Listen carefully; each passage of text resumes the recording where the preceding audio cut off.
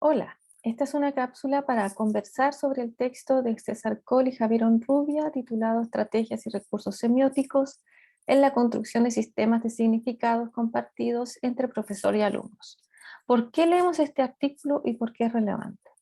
Porque resulta que el aula, como ustedes ya podrán haber visualizado en sus prácticas, es un espacio interesante, es un espacio diferente en donde el lenguaje tiene un lugar muy especial y muy relevante dentro de la construcción de significado y de contenidos y de aprendizaje, ¿no? César Coll nos va a hablar de dos momentos fundamentales dentro del aula que se dan conjuntamente. Por una parte es la construcción de significado y por otra parte son las estrategias y recursos que se utilizan para justamente esa construcción de significado.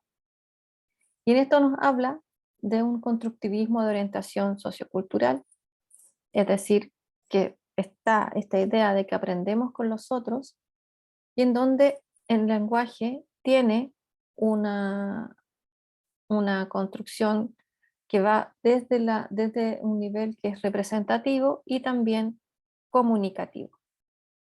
Y va a ser entendido, ¿cierto?, este constructivismo de orientación social como una actividad conjunta entre el profesor o la profesora y sus estudiantes. Y en este sentido, el profesor es un mediador dentro del aula en donde va a procurar una construcción progresiva y unas estrategias discursivas y recursos semióticos que se van a utilizar. Los estudiantes en este sentido van a ser agentes y constructores últimos de la construcción de significados sobre los contenidos escolares. Es decir, que ellos son los quienes van a procesar aquellos conceptos que vemos dentro del aula y en el fondo van a ser los receptores últimos de todas las acciones que se realizan dentro del aula. Pero la construcción individual, o sea, lo que cada estudiante hace con ese significado, no se va a disociar de lo que hacemos con el conjunto de los y las estudiantes dentro del aula. Y como habíamos señalado, el lenguaje es fundamental en la construcción de significados.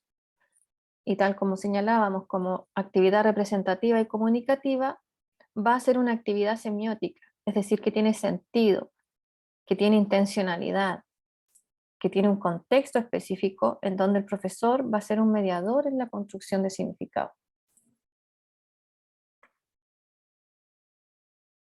Dentro del aula desarrollamos una construcción significativa, estrategias discursivas y recursos semióticos.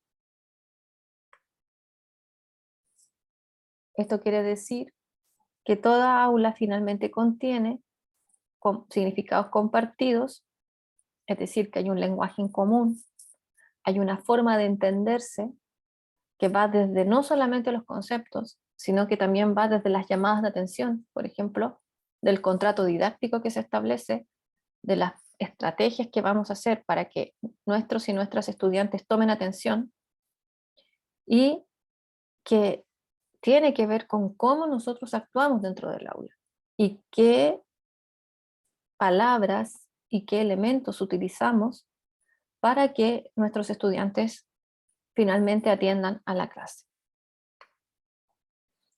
La construcción de significados habla de elementos muy importantes. Habla, por ejemplo, de aquel momento en que nosotros hacemos la conexión con nuestros estudiantes. Habla de aquel instante en el que comenzamos una clase. Entonces, en la construcción de significados, en una primera instancia y en una primera clase, vamos a compartir parcelas pequeñas de significado. No vamos a entregar todo el contenido, vamos a entregar parte de ese contenido. Vamos a hacer una conexión primero. Y la idea es que ese contenido vaya ampliándose y vaya creciendo en la medida en que vamos estableciendo conexiones con nuestros y nuestras estudiantes. Lo más habitual es que al comenzar un proceso los conceptos difieran, que sean diferentes, ¿no? Que inclusive una idea que nosotros tengamos no pueda ser desarrollada del todo. Entonces, para poder iniciar con una clase, un concepto, hay que establecer un sistema inicial mínimo, que se habla como primer nivel de intersubjetividad, lo llaman los autores, en el que vamos a conectar nuestras representaciones, o sea, las del profesor, con las del estudiante. Es decir, lo que yo creo, por ejemplo, de las figuras líricas, con lo que ellos o ellas piensan sobre las figuras líricas. Entonces voy a comenzar una clase a partir de lo que yo pretendo enseñar, que son las figuras líricas, pero resulta que mis estudiantes en un principio no comprenden qué es lo que yo quiero decir con aquello. Y en este sentido, el profesor va a hacer una renuncia estratégica y temporal a los objetivos finales. Por ejemplo, si el objetivo final es que los y las estudiantes puedan analizar un poema en su totalidad, no voy a partir hablando de análisis de poemas, no voy a partir hablando inmediatamente de figuras líricas, pero sí voy a partir hablando, por ejemplo, de las canciones, o voy a hablar de algunos versos, ¿no? De la música de Bad Bunny, o de algún otro autor que ellos conozcan, para en el fondo ir ampliando las representaciones. Y en este sentido hacemos una negociación. Vamos a invitar, ¿cierto?, a dejar estas concepciones iniciales con las que partimos, por ejemplo, los versos de Bad Bunny, pero para introducir las nuevas vamos a hacer que sean reconstruidas por los estudiantes. ¿Y cómo lo hacemos? Por ejemplo, partimos con los versos de Bad Bunny, pero hacemos que analicen, ¿cierto?, estas canciones en un Padlet, y luego ellos reconstruyan, por ejemplo, a partir de su opinión, qué es lo que piensan de aquellos versos. Un segundo momento va a ser encontrar las fórmulas adecuadas para ir ampliando las representaciones de los estudiantes. Es decir, tomar algunos elementos de las opiniones para ir ampliándolos, para decir, mira, esto podría ser una metáfora. ¿Qué entendemos por metáfora? En esta construcción de significados en la que tenemos que establecer contactos iniciales, tenemos que establecer negociaciones y tenemos que tomar conciencia del lenguaje que utilizamos, los autores nos van a hablar de estrategias. Y nos van a hablar de 3 estrategias fundamentales, que tienen que ver con la exploración de los conocimientos previos, la atribución de sentido positivo y las representaciones cada vez más complejas y cercanas al objetivo a lograr. Las estrategias no son todas iguales, no son estrategias estancas, ¿no? No son saberes estancos, sino que va a depender del contexto, va a depender del lenguaje y del sistema semiótico compartido. Y esto es especialmente complejo en aulas que son diversas, en aulas que tenemos una amplitud cultural y una diversidad cultural. Y en este punto tenemos que encontrar en la construcción de significado, comenzar a establecer esas conexiones, y eso se podrá hacer también a través de formas de conversación intencionales. Y tiene que ver con formas de utilizar el lenguaje que permite a los interlocutores ampliar el grado de intersubjetividad. Y en esto, por ejemplo, señalar, estamos hablando de esto, en donde esto se refiere, por ejemplo, a las figuras líricas. Y en donde, ¿cierto?, podemos llegar a un acuerdo en aquellos elementos y aquellos términos o conceptos que los y las estudiantes puedan manejar. Para ello, es muy importante el lenguaje que utilizamos en la exploración de los conocimientos previos, y esto va a ser solo a partir de algo que los estudiantes efectivamente conozcan, y la respuesta va a ser siempre algo cercano a ellos y ellas, ¿no? Vamos a ver que hay ciertas estrategias muy relevantes que tienen que ver con el marco social de referencia, que son los conocimientos informales o prácticas cotidianas de nuestros y nuestras estudiantes. Entonces podemos iniciar una clase haciendo alusión al marco social de referencia. Por ejemplo, poner una canción que ellos conozcan, ellos y ellas conozcan, y señalar qué conocen de esta canción, qué temas son los que se manejan ahí, y qué frases o palabras les llaman la atención. Eso como para iniciar, ¿no?, este tema del análisis lírico, que son análisis que son complejos. También podemos partir de otra manera. podemos partir a través del marco específico de referencia, que van a ser conceptos que tanto el profesor como los estudiantes van a manejar. Por ejemplo, estamos en un primero medio y hablamos de la metáfora. Se supone que la metáfora es una figura que debería ya ser conocida por los y las estudiantes. En este punto es importante hacer alusión al recurso del contexto extralingüístico inmediato, ¿ya? Puede ser que estemos hablando de la metáfora y que nuestros estudiantes no lo recuerden bien, o haya algunos errores conceptuales, ¿no? Que hay un estudiante o una estudiante que no está respondiendo de manera adecuada, y por tanto, en vez de obviar, ¿cierto?, la respuesta o decir dice llanamente que está incorrecta, podemos decir, a ver, pero veamos el detalle de lo que tú estás señalando y pensemos en cómo podría, ¿cierto?, ejemplificarse esto en algo que esté en tu casa, ¿no? E invitar a otros compañeros y compañeras, por ejemplo, a hablar de qué aspectos de la naturaleza, por ejemplo, o qué aspectos de su vida cotidiana pueden nombrarse de una manera diferente. Entonces, ahí estamos haciendo un recurso, ¿cierto? Estamos utilizando como recurso el contexto extralingüístico inmediato. Y también, dentro de este primer punto, tenemos la demanda de información. Por ejemplo, el preguntar, ¿no? El preguntar qué conocen de esto, o qué quiere decir con esto, y tiene que ver con la petición de conocimiento, o también puede plantearse un problema. Por ejemplo, señalar cómo podríamos resolver, por ejemplo, el tema de nombrar con palabras diferentes aquello que está en nuestra casa y que es tan cotidiano, ¿no?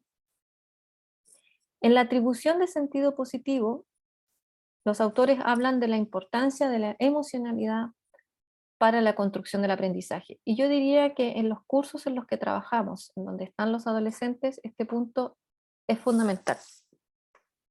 En la atribución de sentido positivo, los autores hacen alusión a aspectos emocionales, a uso de metaenunciados, a la incorporación de las aportaciones de los alumnos al discurso del profesor y la caracterización del conocimiento como compartido.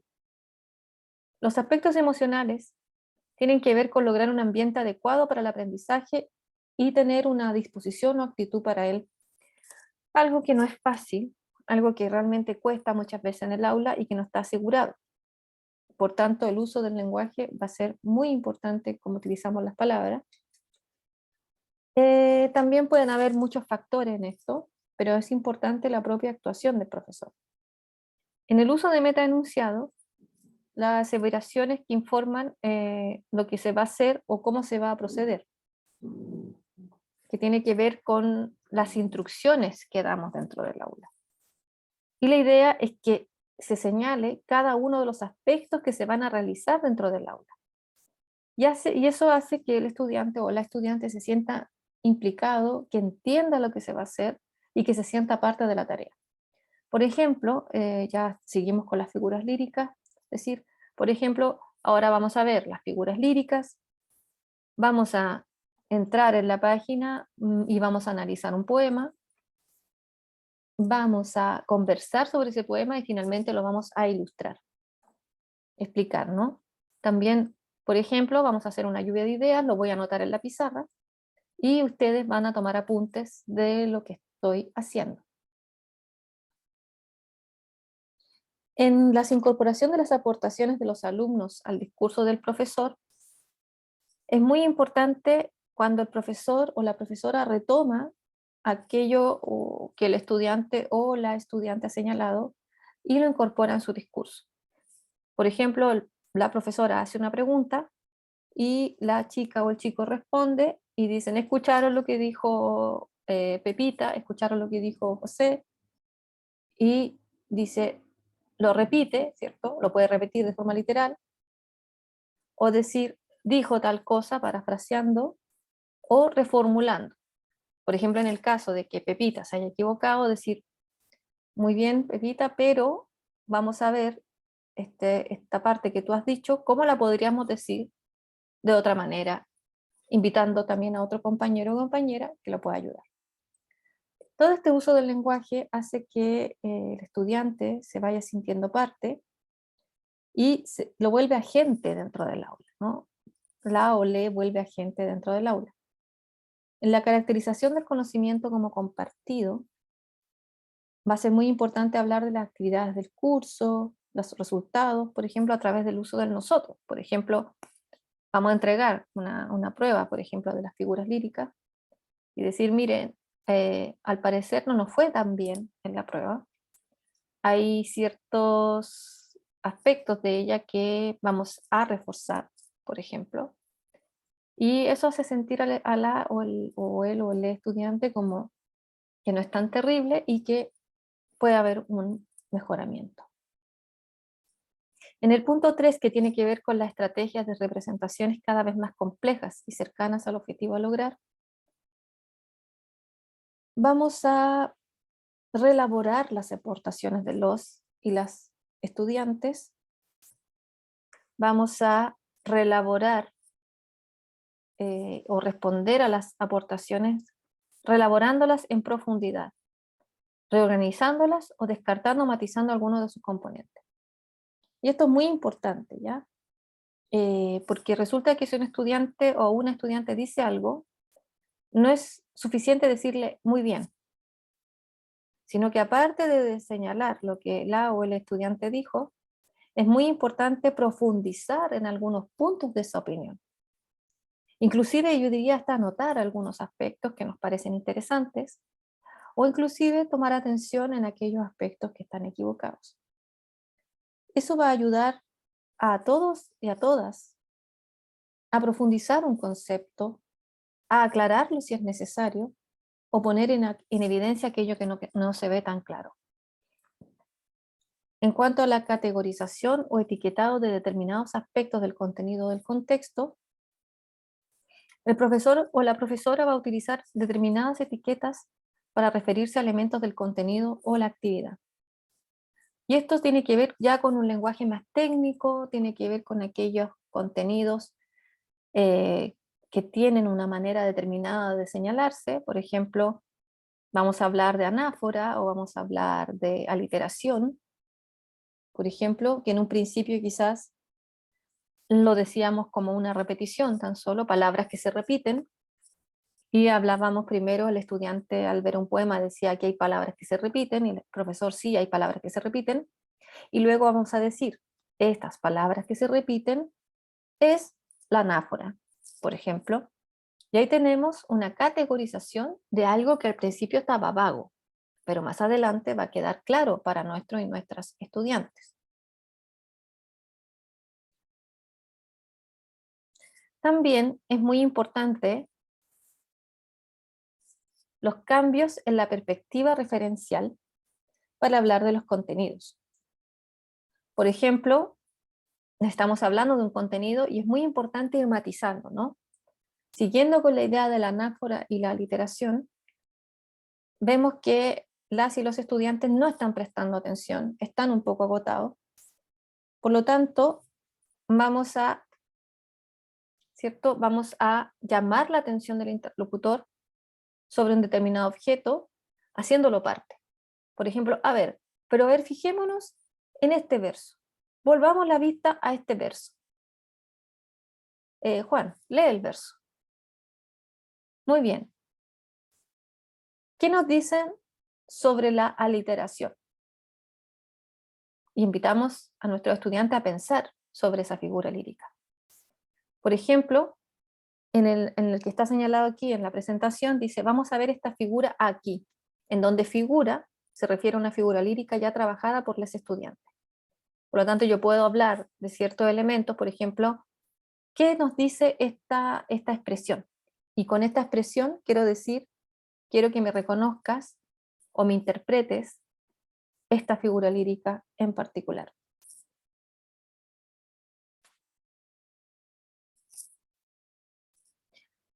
También está la abreviación, ¿cierto?, de determinadas expresiones, en donde en algunas veces en nuestras clases vamos a sintetizar o compactar expresiones que al principio eran denominadas de manera menos científica o más cotidiana. ¿Cierto? Por ejemplo, volviendo al ejemplo de Bad Bunny, ¿no? Vamos a decirle a los estudiantes, busquen palabras que les parezcan interesantes de la canción, por ejemplo, y ya luego, ¿no?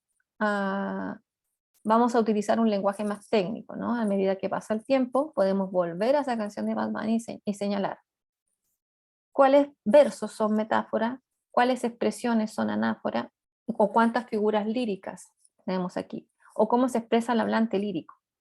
¿Te fijas? Entonces, ahí, en vez de decir quién se expresa en el poema, que es una frase mucho más larga, ¿no? Vamos a hablar, por ejemplo, de hablante lírico.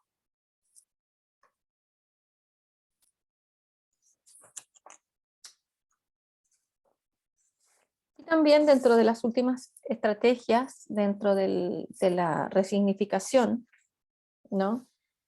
Y de lo que se llama de las representaciones cada vez más complejas y cercanas, está la realización de recapitulaciones, resúmenes y síntesis, que es uno de los aspectos también muy trabajados dentro del aula y generalmente se dan en el cierre de la clase y que permite facilitar las relaciones entre lo dado y lo nuevo, marcar continuidad, ayudar a nuestro y nuestra estudiante a tomar conciencia de los significados construidos.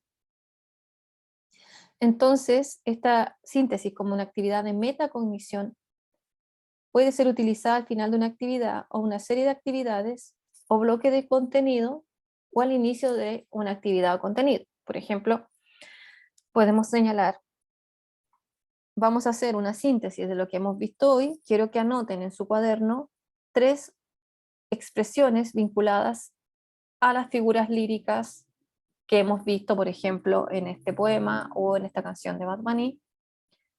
Eso puede ser un ejemplo. También podemos decir, haz un esquema breve de lo que tú pensabas en un principio sobre figura lírica y lo que piensas ahora de figura lírica. Vamos a dar 3 minutos y lo vamos a mostrar a todos y todas las compañeras, por ejemplo. Y eso va a ayudar a realizar ciertas conexiones y que los estudiantes y las estudiantes vayan sintiendo que están cada vez más implicados e implicadas con lo que se está viendo en la clase.